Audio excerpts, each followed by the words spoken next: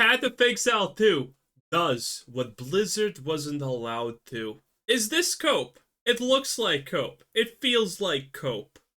One of the biggest launches of the year, of course, Path of Exile 2, and how it's doing what Diablo 4 did not. And I bring that up as an angle not to bash Blizzard, right? That's not really the point. The point is that products cannot escape how they Not to bash Blizzard, I'm sorry. Blizzard made Diablo 4, and they instantaneously were like, none of our ideas are working. Let's just copy and paste Diablo 3 on top of Diablo 4. That's gonna be great. were made, or in this case, how they were shipped. Path of Exile 2 is a game that is getting so much right. It's managed to sidestep so much of what torpedoed Diablo 4's at least initial online sentiment, and when we go into the detail of the creation of these games, it gets even better. So this is a big one, an important one, and one that we're going to put in context. Yeah, one company asked, what do players want, and why do they want it, and why do they like what they like? And you already know which company I'm talking about. And the other said, why don't the players like the slop that we put in? This is rainbow-colored slop. This is slop on slop. Why do they not love it? I'm also so confused. How could one be received better than the other? Wow. Context, of course, supported by today's sponsor. We're going to help you transform doom scrolling into skills. No. But first, we got to check in with the numbers. They are mighty. This is a hell of a success. So, Steam peaked with 578k players, placing this in the all-time top 20. It also beat Path of Exile 1's highest ever concurrency, which was... That's a big number. My expectation was anywhere from 500 to maybe 800. A million is possible at full launch. It's actually, I do think a million is going to happen when the thing fully launches, because currently, it's not only the fact that Path of Exile 2 good, it's the fact that people are screaming, no, Path of Exile is worse than Diablo 4, why don't you understand this? And that, I think, is honestly probably a bigger marketing push than just saying Path of Exile 2 good. Was 350k in July 2024. So yeah, old game, but no slouch. And of course, it's not even free to play yet. All of this represents at least $30 of revenue, so yes, this is a lot of money for the company. And through the weekend, it of course was topping Steam's bestseller list. But it's not only selling in Steam. As an example, my PC, well, it must have got access to my Twitter feed because my PC rapidly unalived itself, so I've been playing on PS5. It actually hit rank 6 on the PlayStation and Xbox stores. Oh wow, look at that. PlayStation Store. Look at, yeah. I'm sorry, but even when we're talking about Path of Exile, the PlayStation Store numbers don't mean shit, okay? And much like Diablo 4, my god, this game feels amazing to play on the controller. It's incredible. Now, the launch was good and not good, but for good reason. Grinding Gear reached 1 million. Dude, by the way, if any OGs out here, this gameplay just looks and feels so much like what Path of Exile 1 was originally like when you started to play the game. And I like it so much. Because I have said this multiple times. I don't like my ARPGs to be Zoomer Fests. I don't. One of the biggest issues that I have with PoE 1 is that the end game is literally zoom, and there you go, map done. Good reason. Grinding Gear reached 1 million early access redemptions. Yeah, redemptions, there's a few little asterisks there that I'll get into later. They hit that before the launch, and they knew the servers would be a problem. They actually had way more success than they thought, than they forecasted, which is almost surprising to me. That is crazy. How did they really not forecast at least like 400 to 500k people minimum in the early access part? It just seems like this was inevitably going to be a humongous event. I guess they modeled for humongous and got double humongous. Anyway, the servers were completely rammed. A last-minute crash that hit the majority of users was found, so they delayed the launch, but eventually the game came out, and just about all was well. Over on Twitch, well over 1 million people were watching, and even SteamDB broke, and that's pretty well. Okay, Billy, we get it. Path of Exile was an incredible launch, 10 out of 10. ambitious, risky, and impressive. We live in a world where many games don't earn their marketing copy. Path of Exile 2 does, so it's billed as a next-generation ARPG. And it really is. See, here's the thing. I've realized I actually don't like ARPGs in the traditional sense. Once the sugar rush ends, I am just incapable of caring. The gear doesn't work for me. But Path of Exile 2 actually does click. Another one that clicked for me is No Rest for the Wicked. Both are refreshingly different action RPGs, and that's what Grinding Gear seems to have pulled off. And it's why I brought up Helldivers, because it was a big surprise, right? That's why it sold so much better than Arrowhead, even like optimistically modeled. So whenever you hear a game being billed as, you know, this is the Skyrim of that, or the Dark Souls of this, you often roll your eyes and think, oh, really? That's the... But no, in this case, actually, kind of is like that. When devs themselves say, oh, we're the Dark Souls of X, that's cringe. But when people, actual players say that, then you know that that's pretty much a good sign in a lot of cases. Path of Exile 2 is slower, it's more methodical, it's got a dodge roll, and a dodge roll that feels pretty damn good. And that's allowed Grinding Gear to design... Yeah, not the dodge bullshit, whatever the hell Diablo 4 has that people forget they even have. In the combat differently. It's slower, it's harder, it actually feels way more engaging and involved to me than just a big numbers go brrr. You know, the actual feeling of skill and mastery is really there. That's why I'm continuing to play it. It's why I liked the bit of No Rest for the Wicked that I played. And most importantly for today, it's not what people tend to expect from the ARPG genre. And I've got to wonder if that positive word of mouth, people saying, yeah, this is an ARPG, but it's actually different. It's trying more. The boss fights are actually worth doing just for being good boss fights in a game. That is a type of word of mouth, and being ambitious with the design of this game that actually seems to be moving the needle, and making this hit harder than Grinding Gear even expected. And when we look at both it and Diablo 4 and try to learn lessons, it actually gets more interesting. Both are games... What lessons do you learn from fucking Diablo 4? When you cater to people with below average IQ, the end result is not really great unless you want to be the literal best in the game. That are basically channeling a hell of a lot of Diablo 2. And they are both games that try to slow the pace way down and... Hell no, Diablo 4 didn't... Well, they initially did try to slow the pace down, and I liked that. But then they, as always, got completely ruined, because no one actually asked for them to make the pace of the game faster. The only thing people complained initially about Diablo 4 and the pace of the game was the fact that, hey, necromancers don't even have movement speed, okay? If you're going to do a dungeon with some of your friends and you're a necromancer, congratulations. When you finally get to the place where the first mob would be, your friends have already cleared the dungeon. Amp up the meaning. That's what D4 tried to do with its launch. But, well... it didn't really work that well. Now, there are many parts of D4 that I think are pretty excellent, but it didn't name fucking one. Really land its design. And post-launch, it's basically succeeded by turning itself into a far more fast-paced game, essentially borrowing lessons from Diablo 3, which means... It's not borrowing lessons, it's completely remaking it. The reality of Diablo 4 is actually kind of super fucking sad.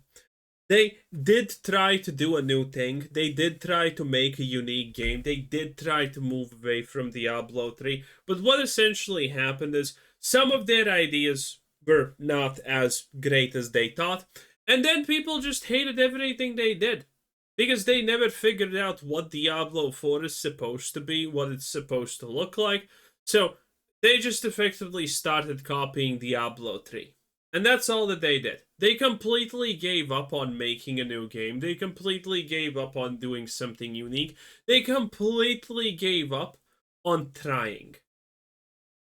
And that's it. Rip Diablo 4. Means that, yeah, there is a new Diablo game to play. But it's not really one that's daring, that's next generation, right?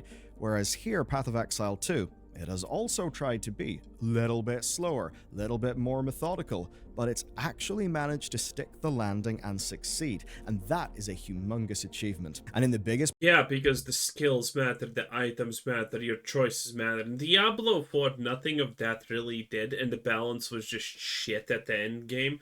So, there you go. Again, we're talking about Diablo 4 when it launched. Blizzard does not balance anything properly. They're absolutely clueless what the word balance even typically means. Diablo 4, when it came out, if you don't remember this, by the way, if you were doing dungeons at the end game, the bosses were shit. They didn't even do damage. But normal white mobs can literally one-shot you because reasons. The game is just not balanced. The game was never balanced because they suck at balancing. picture, that's because, let's just say you're somebody who loved Elden Ring and tens of millions of people are in that category. Well, Diablo 4 would have very little to offer you. They do not play any way similar. Path of Exile 2 can credibly target that market and get non-ARPG grinders in.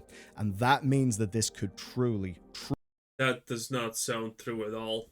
Diablo 4 could target these because its accessibility rate was, well, again, autistic. The Path of Exile 2, even more friendly to newcomers, still is way more harder. Path of Exile 2 cannot target people outside of this genre's scope.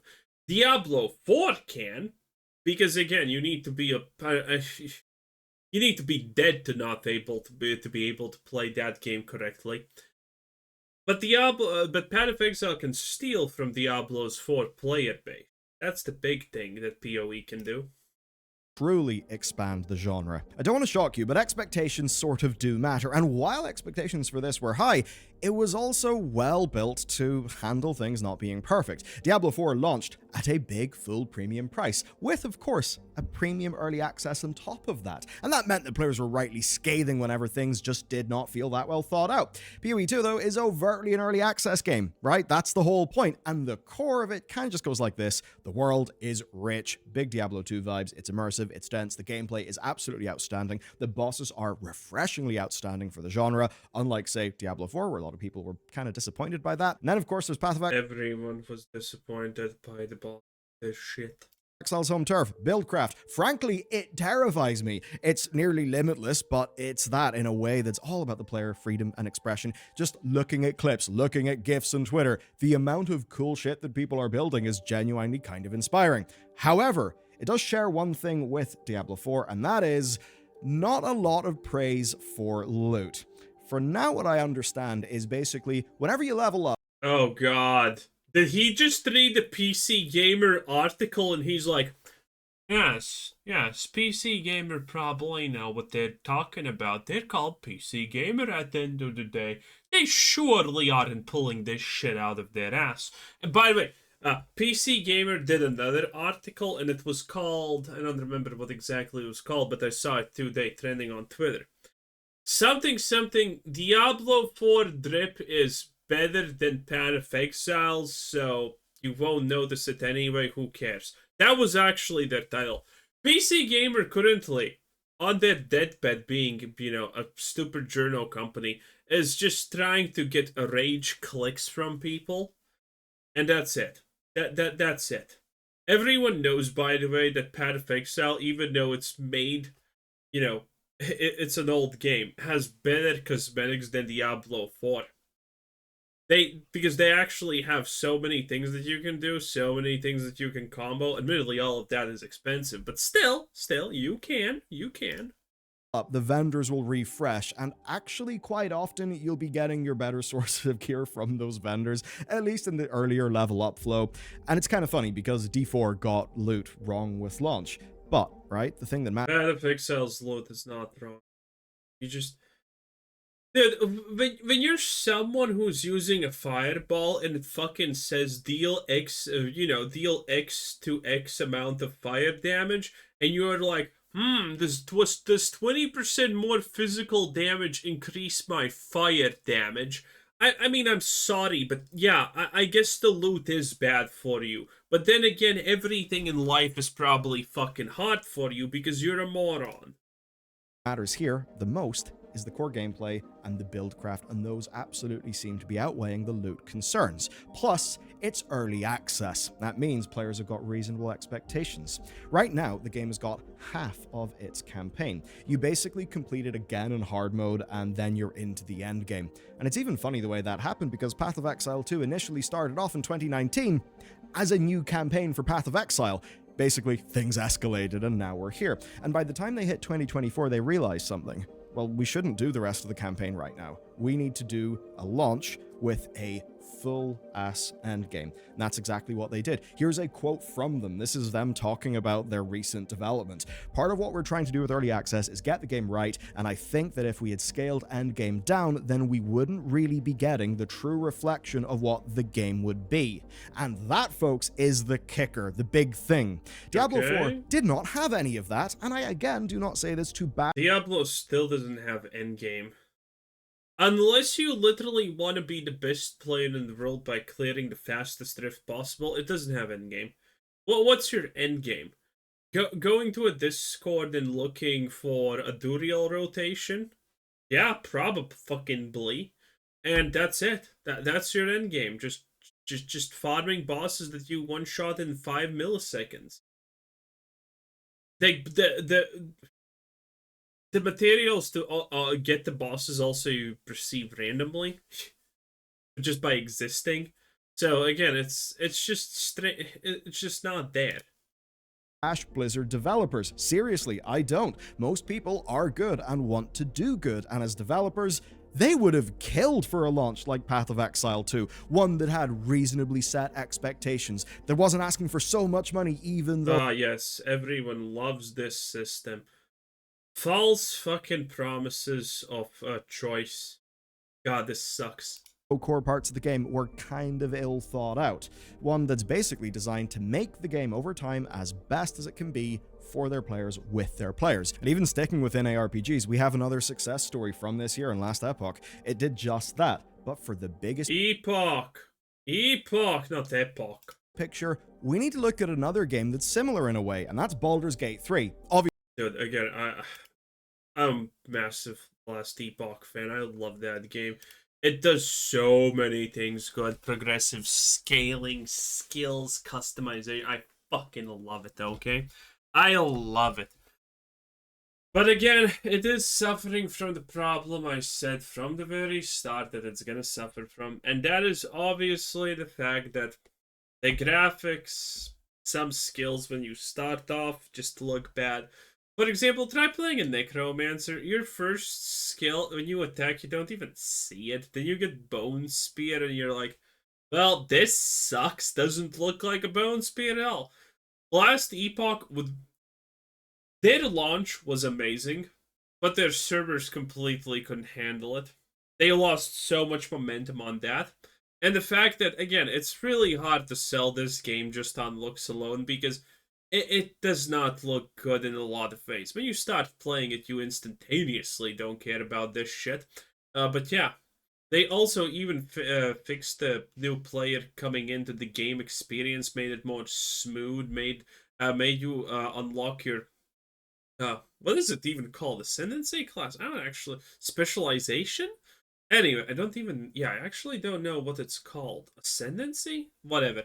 You know what I'm talking about. They made it so smoother, but again, some animations are they're just not there. For the biggest picture, we need to look at another game that's similar in a way, and that's Baldur's Gate 3. Obviously, totally different games, but it released with just a fraction of its content in early access, and that gave Larian the finances, feedback, and the time that they needed to make what is easily one of the world's best ever role-playing games.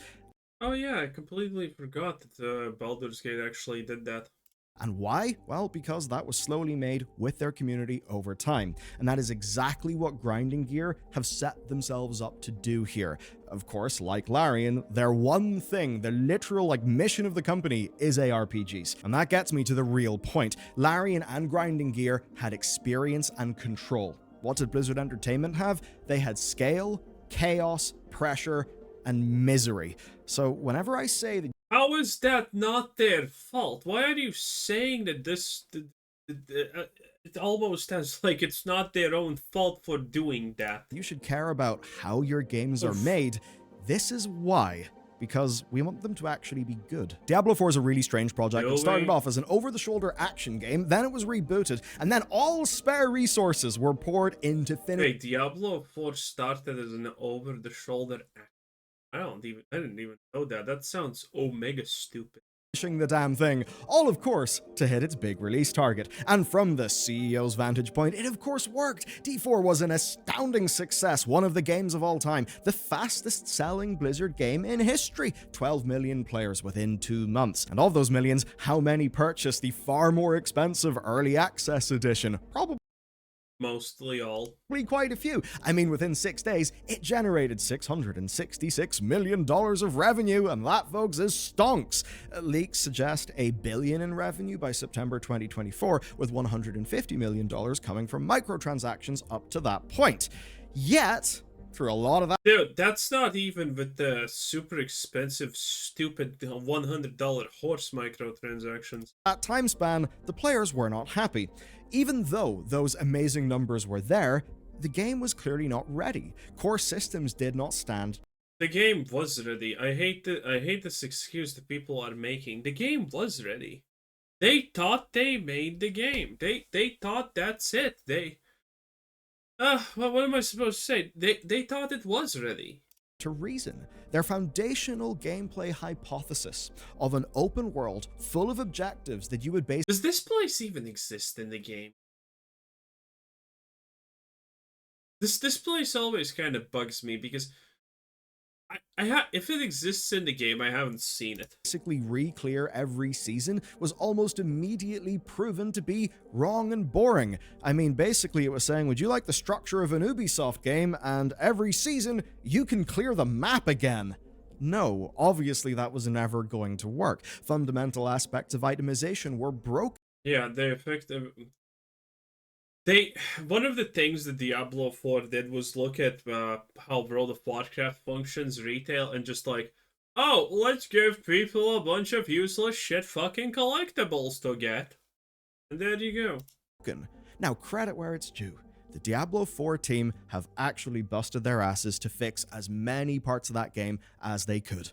But the point is, they could have delayed that game, and we could have got a Diablo 4 that was substantially better and that dodged so many of those player concerns. But we didn't get that. Again, 666 million. Even if Diablo 4 suddenly stopped existing, got wiped from our memories, and now got re-released at this current stage that it is, people would not be happy.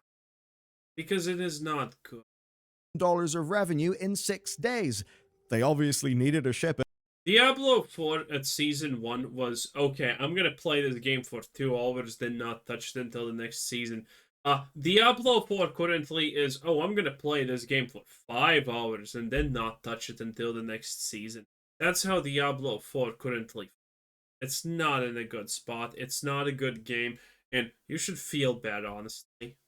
But when they were going to ship it, and with a scale like that, the dev team are not the people who are making the calls. They're not. This shit is the newest season, by the way. It's just effectively a giant escort. Yeah.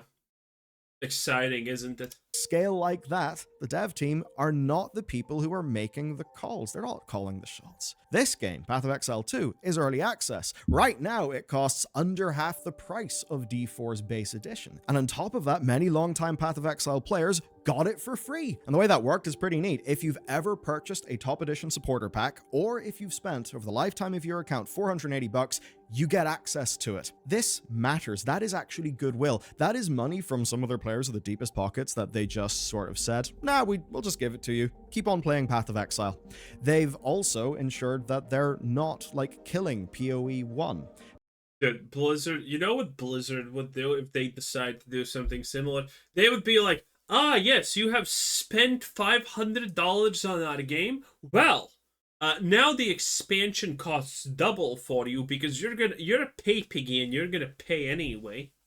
PoE 1 was amazingly supported for years and years and years and years, building up goodwill. Meanwhile, with Blizzard, what happened? Well, Diablo 3 Reaper of Souls was kind of killed in the grave. They sort of abandoned expansions when they actually could have got lots of success there. The point isn't that one team is perfect and the other one makes nothing but mistakes. No, in both cases, you've got developers who will make mistakes and will want to learn from their launch. With Diablo 4, it is a humongously staffed behemoth that is rigid, hard to move, and is not under that Okay, Billier, no one cares. Diablo 4, spend billions, gain millions. What a time to be alive. Bye-bye.